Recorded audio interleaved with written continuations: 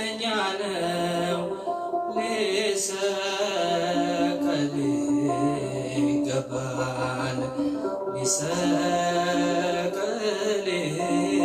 ይገባል ቸሮዬ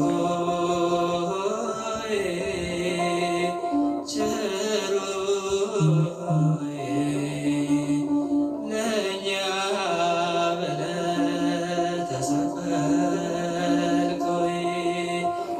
ጲላጦስ ፊት ያቀረቡት የወንጀል ክስ ጲላጦስን ይሰው ወንጀለኛ ነው ሊያሰኘው ግን አልቻለም። በቅናት እንዳስያዙት ያውቃልና። ጲላጦስ ለተሰበሰበው ሕዝብና ለጸሐፍት ፈሪሳውያን እኔ በዚህ